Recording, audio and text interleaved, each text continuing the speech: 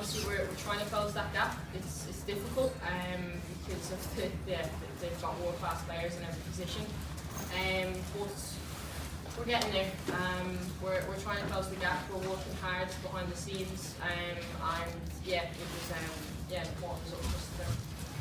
Just to say for Vera, you look pretty happy after the final. Yeah, because it's not only that point. It is that this program needs support, and we need to feel ourselves that we're on the right path and that we're growing. And we absolutely know where we stand. We are very realistic, and we know that this is what we can do. But the way it's been executed, and concentration, determination, and discipline is phenomenal. It's absolutely phenomenal. It's top class.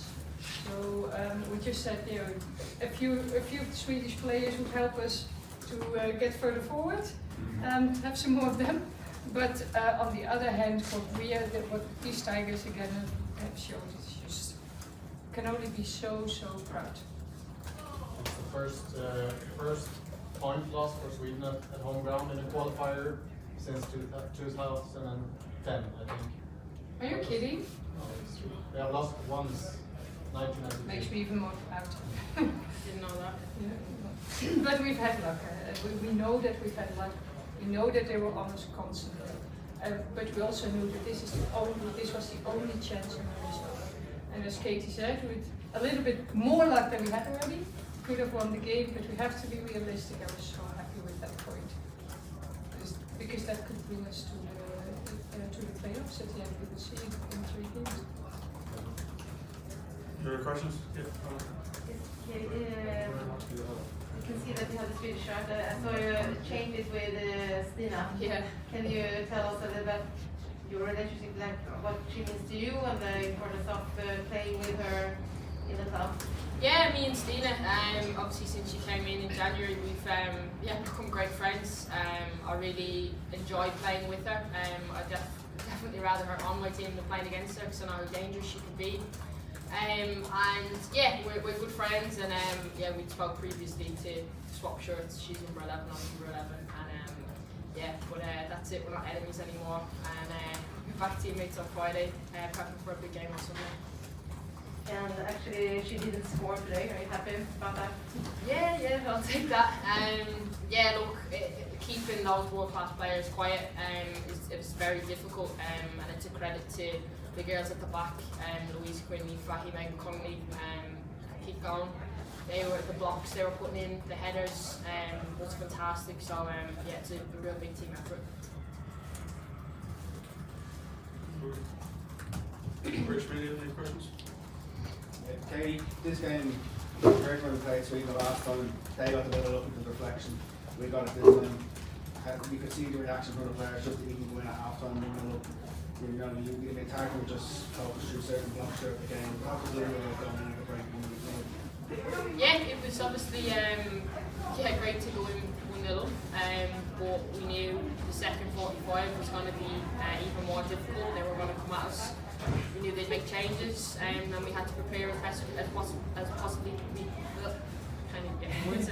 we had to prepare for that. And yeah, for us it was all about remaining composed, and we knew it was a long way to go, and we just needed to remain in the game. So yeah. And much did you take out of the previous results, the Finland away, and you were obviously involved in the Netherlands away game, so how much did you take out of that community? Yeah, look, the experiences we shared as a team, some difficult games, talk about the Netherlands, yeah, that was relentless, but sometimes I think you create your own luck, and I thought we did that today. We weren't up in their final third often, but when we were, we made it count, and yeah, I'm obviously delighted with the point today. Yourself and Gordon Brosnan's brilliantly goal, Megan Conley as well. You know, your players all stood up tonight and showed the leadership you've been looking for. Can I just say, Gordon Brosnan's save was world class. I think I had the best view of it in the stadium, and it was unbelievable. So multiple times. Yeah. It was a brave decision, of course, from the team and the staff together, because Courtney doesn't have a lot of playing time. Megan Connolly had COVID last week. She was completely recovered, but not back to her old self. And where others would have expected her in the goal, we've taken the decision for the one who was the sharpest and at that point the best in training and in the game against boys.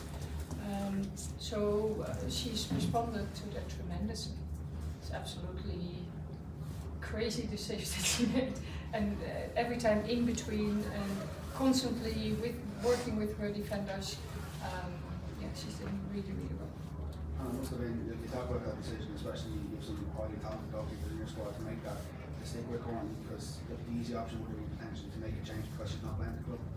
Exactly, so that is what I named a great decision to do that.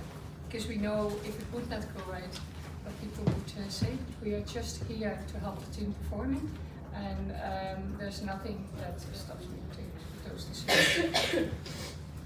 Katie, can I ask you just a couple of questions?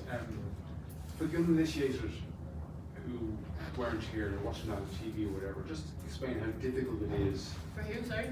for people who are watching at home Sorry, yeah.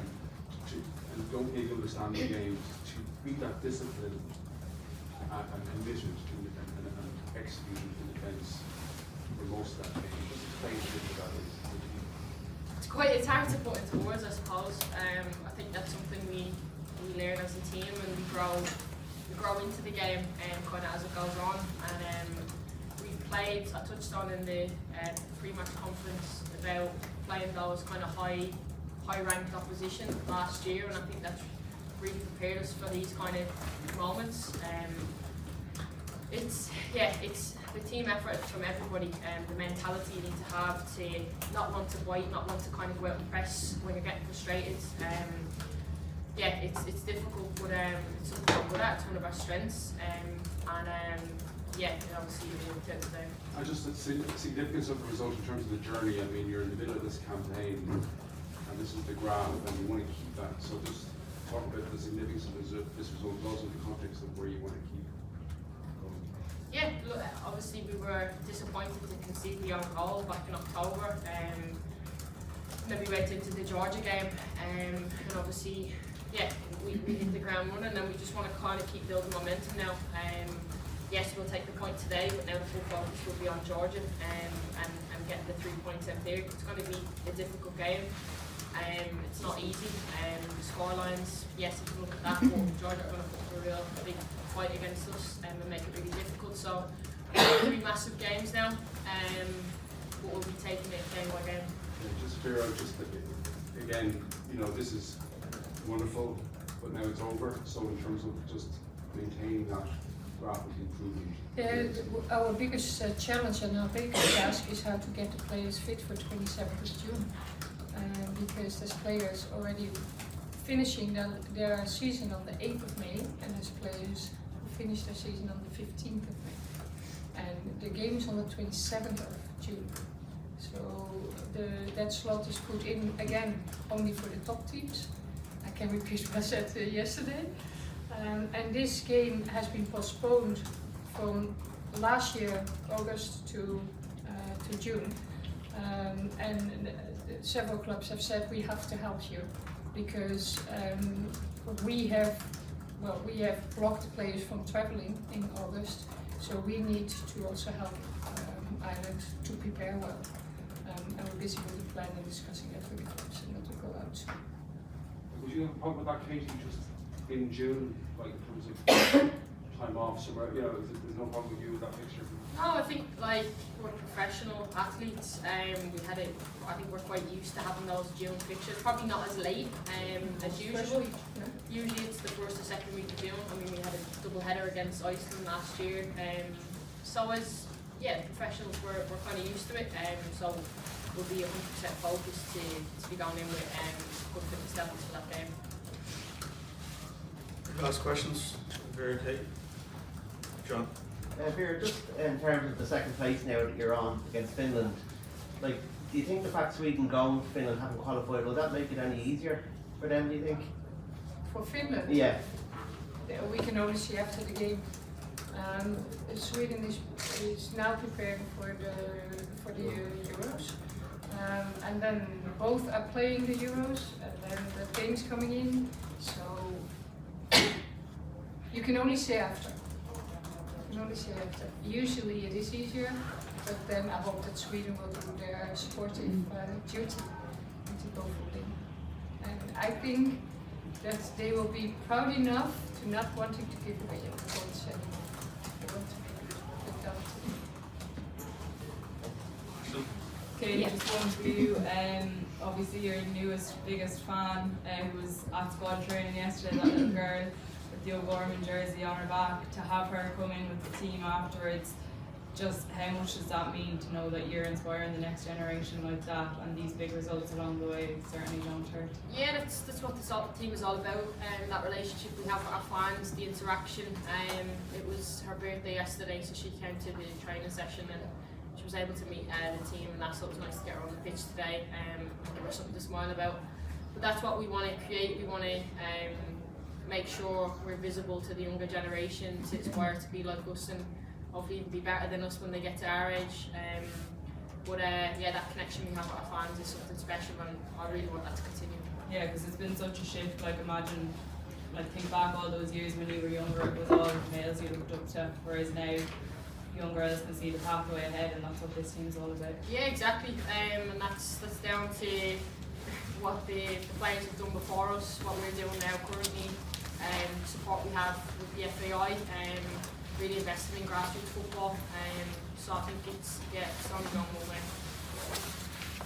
Doing our soccer sisters next week as well, so you might see her in the squad in a few years. Ashton? Yeah, just one for Vera. This is an historic win for Irish football. It's a brilliant occasion. You could really see what it meant, all is on the pitch afterwards. How proud are you to be the manager of this team? Yeah, the proudest one in the world, I think, at this moment. Yeah, I've said before, and I joked a bit about the Tigers, but yeah, you've seen tonight again, nobody wins easy from us. And that starts with the absolute passion of these players and the complete will to do everything for the country. That's contagious. And it's contagious to the nation, I hope. It's contagious to the staff. And I hope that we can add what they need so that they can grow further and further and further. Because this team deserves it. If there's one team in the world that deserves the next step, then it's this team. Yeah, and Katie, you played with a lot of heart. The whole team did. You defended like your lives depended on it there throughout the whole game from start to finish. It wasn't easy.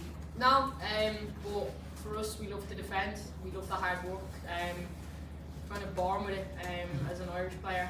You have to love to do the hard yards, that aggressive nature, but clean composure when we need it. And I thought we executed what we wanted to do brilliantly today. And how would you sum up what this win means to you? It's just another step in the direction we want to go in terms of World Cup qualification. Thank you. Okay, guys, thanks a lot.